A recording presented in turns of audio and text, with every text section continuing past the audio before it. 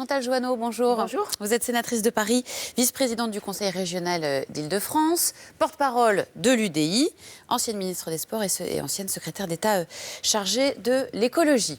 C'est un gros week-end pour le centre. Un beau week-end. Il y a l'UDI qui fait donc ses universités d'été à Issy-les-Moulineaux. Il y a François Bayrou aussi qui fait sa rentrée. C'est un peu compliqué en ce moment pour le centre puisque vous avez choisi de ne pas participer à la primaire de la droite ou de la droite et du centre. Enfin, de la droite. Surtout de la droite finalement. Du coup, vous avez du mal à exister un petit peu dans cette pré-campagne, mais vous n'excluez pas quand même de présenter un candidat. On n'exclut pas de présenter un candidat en fonction du résultat, évidemment, des primaires de la droite. Si le candidat est totalement antagoniste avec nos propres valeurs et nos propres projets, évidemment qu'on n'exclut pas d'avoir un candidat. Qui sont les candidats antagonistes ? Les candidats qui sont contre une Europe, et notamment une Europe fédérale, les candidats qui sont contre, évidemment, l'engagement environnemental. On est quand même les héritiers de Jean-Louis Borloo. Donc Nicolas Sarkozy. En ce moment, c'est compliqué. Oui, ça, c'est sûr que c'est pas facile. On est contre les candidats qui portent des discours qui sont vraiment anti-humanistes. Donc, là aussi, c'est vrai qu'il y a pas mal de discours en ce moment qui, pour nous, sont difficiles à accepter pour nos militants. Donc voilà, mais on verra parce que là, on est au tout début de cette campagne. On sait très bien que pour avoir leur parrainage, les uns et les autres ont peut-être pu être dans les excès. Moi, j'attends de voir les débats télévisés. Voilà, il y a certains candidats qui ont mis en ligne tout leur programme, des candidats qui ont vraiment travaillé à fond, François Fillon, Bruno Le Maire, qui font un énorme travail. Mais il y en a pour d'autres, on est un petit peu dans le flou, on attend de voir ce qui va se passer à la télé. Vous avez passé 3 années à travailler avec Nicolas Sarkozy et François Fillon, puisque je l'ai dit, vous avez donc été ministre. Lequel des deux, vous qui les connaissez bien, ferait le meilleur président ? Là, vous me demandez un choix difficile. Déjà, aujourd'hui, il n'y a pas que. Voilà, il y a aussi Alain Juppé, il y a aussi Nathalie Kosciusko-Morizet, il y a aussi Bruno Le Maire. Nathalie Kosciusko-Morizet que vous avez choisi de parrainer ? Oui, parce que ça me semblait tellement anormal qu'il n'y ait pas une femme dans cette primaire. Même si, nous, on n'a pas de candidat. Si vous ne pas pour elle ? Ça, j'ai pas dit. Alors, attendez, pas forcément. On n'a pas de candidat, mais c'était tellement énorme qu'il n'y ait pas une femme. Puis, en plus, elle a des valeurs qui sont très proches. On a longtemps travaillé ensemble. Ça me semblait totalement anormal. Est-ce que vous êtes sûr, j'aurais peut-être dû commencer par là, de voter à cette primaire ? Écoutez, ne pas avoir de candidat, c'est pas pareil que ne pas voter. Nous, vous disiez, vous le centre, vous avez du mal à exister. Si, on va peser dans le débat. Parce qu'on est quand même cette force du centre qui est capable de rassembler et d'élargir le socle de la droite. Parce que si la droite ne s'élargit pas de notre côté, elle s'élargit de l'autre côté, c'est-à-dire vers l'extrême droite. Et c'est vraiment pas ce qu'on souhaite. Donc, on pèse dans le débat. Donc, évidemment, et on est des personnes engagées politiquement, évidemment que nos militants vont aller voter. Et c'est bien qu'ils pèsent dans le débat politique. Et est-ce que vous allez réussir à vous mettre d'accord tous à l'UDI pour appeler à voter pour le même candidat ? Il y a aujourd'hui, il y a effectivement des individus qui sont positionnés pour les uns et pour les autres. Il n'empêche que le parti aura une position. Ça n'engage que les individus pour l'instant. La plupart sont assez convergents. Voilà, on a quand même beaucoup qui sont engagés auprès d'Alain Juppé. Il y en a aussi qui soutiennent Bruno Le Maire, mais souvent pour des raisons d'ailleurs très locales. Vous verrez que les déterminants géographiques sont assez importants. Donc oui, on se mettra d'accord. On prendra position. Il y a un autre sujet un petit peu compliqué en ce moment à l'UDI, c'est le cas Emmanuel Macron. Jean-Christophe Lagarde, votre président, a dit, bien sûr, on a vocation à discuter avec lui. Et il y a une partie du parti qui n'a pas du tout apprécié ses propos. Vous êtes plutôt sur la ligne Lagarde. Vous dites, oui, il faut discuter avec Macron. Il faut discuter avec Macron. Mais comment discuter avec Alain Juppé, avec François Fillon qu'on a rencontré, avec Bruno Le Maire ? Mais c'est normal. Oui, Emmanuel Macron, il y a encore pas très longtemps dans un gouvernement. Oui, mais enfin, il renie assez bien.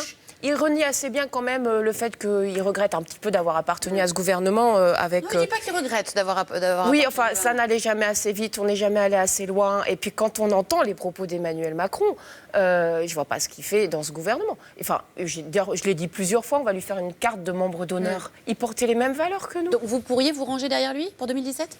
On pourrait... Non, mais le but, c'est de faire une coalition. Voilà. Qui sera devant, ça c'est un problème d'ego, souvent masculin d'ailleurs. Mais le problème c'est de faire une coalition avec des gens qui disent la même chose que nous. C'est ce qu'on essaye de faire, c'est ce qu'on a fait pour les européennes avec le MoDem. Et c'est dommage qu'on n'ait pas pu faire la même chose pour les régionales. Et là c'est ce qu'on essaye de faire aussi. Donc vous pourriez faire une coalition avec Emmanuel Macron, un homme de centre-gauche ? On peut, mais c'est un homme du centre. effectivement, un homme de centre-gauche, mais aussi avec Nathalie Kosciusko-Morizet, mais aussi avec tous ceux qui veulent faire partie de cette coalition et qui partagent nos valeurs. Renaud Dutreil, cofondateur de l'UMP, ancien ministre de Jacques Chirac, a lancé cette semaine le mouvement La Droite avec Macron. Ça vous intéresse? Vous discutez avec lui aussi? Pas encore. Pas encore, mais bientôt. Mais bon, mais écoutez, ce serait quand même dingue de se dire que parce qu'ils ne font pas partie de la même petite boîte, on ne discute pas avec nous. Comme on voit que le système politique aujourd'hui ne répond plus aux aspirations, ça se voit dans le nombre d'abstentions, ça se voit dans la montée des extrêmes, on serait quand même vraiment idiot de ne pas essayer de discuter avec tout le monde. Et il est réceptif à vos appels du pied, Emmanuel Macron, ou pas?